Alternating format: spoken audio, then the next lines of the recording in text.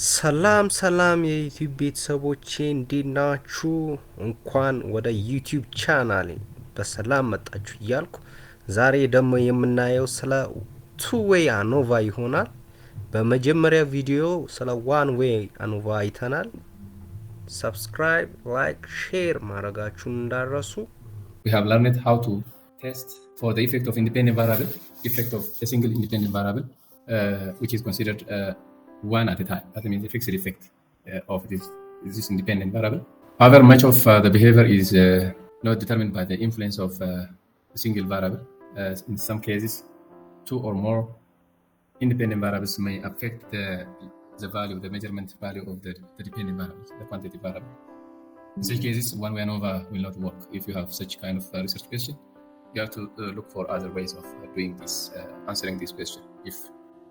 If multiple or two or more independent variables are expected to affect the outcome of the dependent variable. So in two-way ANOVA, for that kind of scenario problem, two-way ANOVA is appropriate. And the two-way ANOVA is a statistical method used to analyze the effect of two independent variables on a single dependent variable. So it is commonly used to determine if there is a significant interaction between the two independent variables and the dependent variables. Most of the time, commonly, what we interested more is on whether there is an interaction effect on a given outcome variable, which is quantitative. So in two-way ANOVA, we do this with an ANOVA that asks about this question, maybe.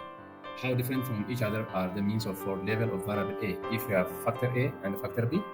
If factor A has its own level and factor B also has its own level, such kind of questions can be asked if fitting a two-way ANOVA model is important. How different from each other are the means for level of variable A, and how different from each other are the means for levels of variable B? And thirdly, we might more interested on this one. How different from each other are the means for the treatment combinations produced by A and B together? That means the interaction effect. So the first two of these questions are questions about main effect, whether there exists a main effect of A and B. And the third question is about the interaction effect. That means the effect of two variables when they are combined. So what the main effect? Main effect is nothing but it is the effect of performance of one treatment variable considered in isolation. That means ignoring for other variables in the study. And the interaction effect is it occurs when the effect of one variable is different across the level of one or more of the other variables. And they have a synergetic or antagonistic effect on the outcome of interest. So in two-way ANOVA analysis, effective analysis of variance generalized to wide variety of complex models. For example, you can write as by linear models. You can also write fixed effects of two-way ANOVA analysis by linear models. You can express in linear models. Example, suppose that hypertensive patients were treated with either of placebo or a diuretic alone or a beta blocker alone, or with both diuretic and beta blocker.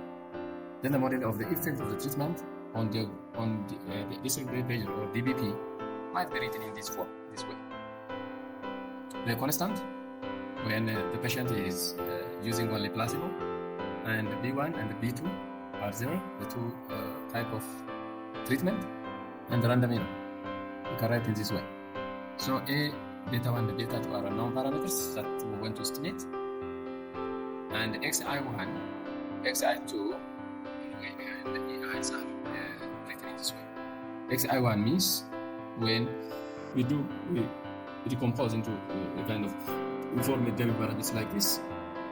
One, if the patient is in the diuretic, and zero otherwise. xi2 means when the patient takes beta blocker, and zero otherwise. And yi is the DPP of the measurement value, the DPP of the ICE patient after some standard interval therapy. So this is the error term. We can write in this way. So in this model is an example of fixed effect, two-way analysis of variance. It is called two-way because each patient is simultaneously influenced by two covariates. In our case, by two covariates.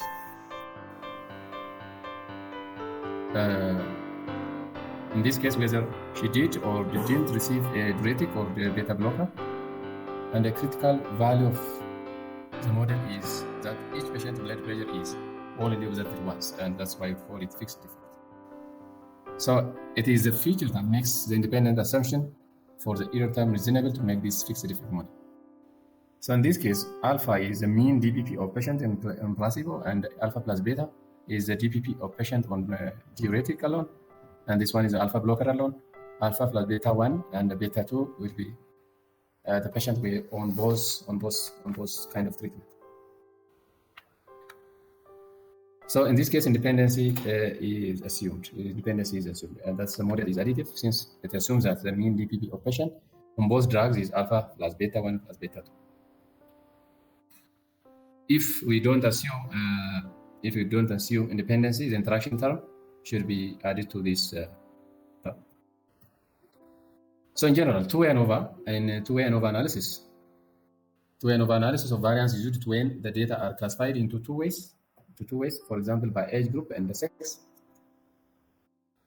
The data are said to have balanced design if there is an equal number of observations in each group, and unbalanced if there are different size.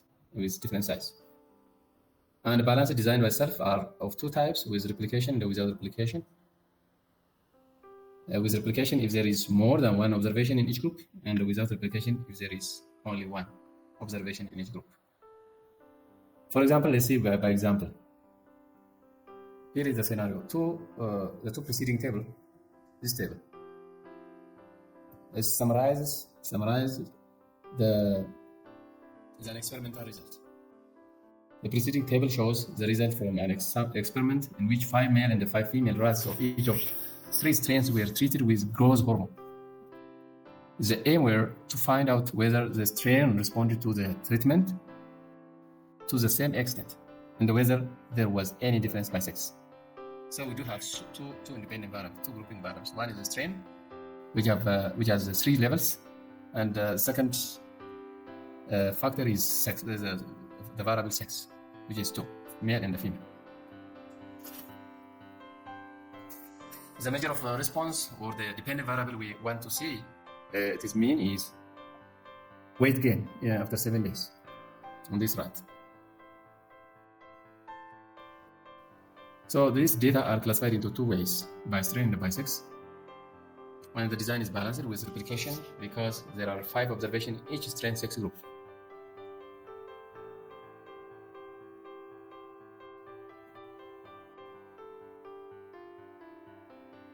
For you, n equals 5 for each group.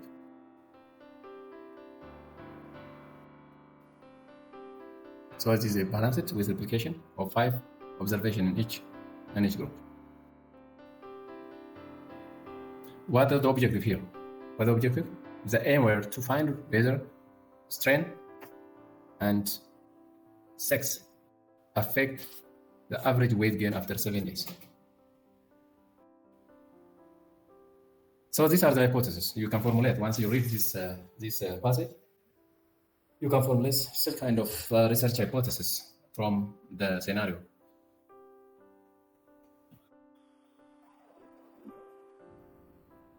Unlike that of one-way Anova, in two-way Anova, you may formulate at least three types of hypotheses. At least three in number. 3 number of hypotheses.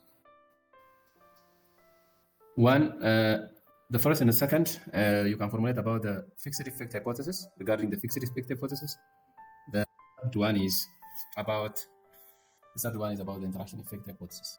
The first hypothesis may be from the previous one, from the previous problem. You can formulate H naught, no difference among means for levels of A. That means levels of the strain. And the second, the alternative one for this is at least one factor means differ significantly from the others. We can formulate such kind of hypothesis: no difference among means for levels of A. If we take A as a strain, maybe you can say no difference among means for levels of the strain. Among the levels of the strain is one of the hypotheses. The alternative one is at least one is different from the rest. And the interaction effect on the interaction effect hypothesis is A and B do not interact to affect the mean response. You may formulate such kind of hypothesis for the interaction effect, for the presence of the interaction effect. And the alternative one is A and B do not interact to affect the mean response of the outcome variable, in our case weight K, in 7 days. So if you see the summary, difference in response to growth hormone for 5 male and 5 female rats from 3 different strains. May summarize it. This is the summary. Male and the female weight gain of strain A and strain B and strain C, and for male across the rows, for females across the rows. Okay. So after you run after your analysis, you have a two-way analysis of variance, two-way Anova table will be summarized as we did for that of the one-way Anova analysis. But there was no interaction effect in case of the one-way Anova analysis. In this case, there are two main effects, and the interaction effect is there, and the mean square error is also displayed here. Unfortunately, all of the p's are larger than 0.05. That means there is no significant effect. Either the main effect and neither the main effect nor the interaction effect has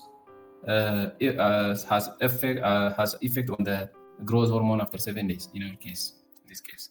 So we failed to reject the null hypothesis. Was the null hypothesis no different among means? We failed to reject this, and we failed to reject also this, and we failed to reject also the interaction about the interaction. Since there is no interaction effect here, for the third one also, we failed to reject the null hypothesis that says A and B do not interact to affect main effect. So we don't have any evidence to reject this. So in two-way Anova analysis of variance, the two-way Anova analysis of variance divides the total sum of square into 4 components. Unlike that of one-way Anova analysis, which decomposes the total variation into the between and the within. Now, the between one by itself is divided into 2 main effects, and the third one is the interaction effect, and the fourth one is the mean square error. The residual sum of squares should be there, and therefore the total sum of square, either some of the variations are related with the two effects, the two independent variables, the two grouping variables, and the third one is due to the interaction, the combination of performance of two given variables, and the fourth one is the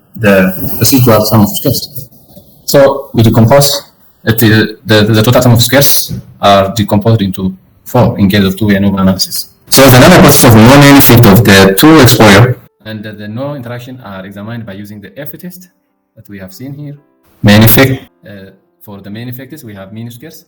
For the interaction effects, we have also the interaction effect mean squares. For the residual, the mean square residual that we seen. So we have to divide it 1.32 by 0.7, which gives you 1.7, 1.9, 1.16 divided by 0.7 will give you 1.7 itself, around 1.7. And 0.83 divided by 0.7 will give you 1.2. So we have to, the mean squares of each main effects and the interaction effect are calculated with respect to the denominator of the mean square, or the residual. So in the above scenario, the problem, no evidence of any association was obtained in this experiment. Analysis of covariance is also one of the analysis methods. This refers to the linear regression model with both categorical when the categorical and the continuous or quantitative variables are used as independent in the outcome of interest, which is quantitative. So inference from this kind of model is called analysis of covariance. For example, we could add the patient age to the one-way Anova analysis. We have added, if you have such is this model, So age is a quantitative variable, while the others are categorical. So in that case, it is the analysis of covariance is appropriate. So in this case, age I is the ith patient of age, and the beta 3 is the parameter associated with his age, and the other terms are as defined in the model we have seen under the one analysis of variance. In simple case, if we even forget about the example, analysis of covariance is when we have categorical variable with that of continuous variable in independent variable, as independent variable, categorical and the continuous variable. In the one-way ANOVA analysis, only one independent, which is categorical. In two-way analysis of variance, we have two independent variables, which are categorical. But in analysis of covariance, there is a quantitative variance, a quantitative variable, which is used as independent variable. That makes it to name as analysis of covariance. So in analysis of covariance, we have extra quantitative independent variables, unlike that of the one-way ANOVA and the two-way ANOVA analysis.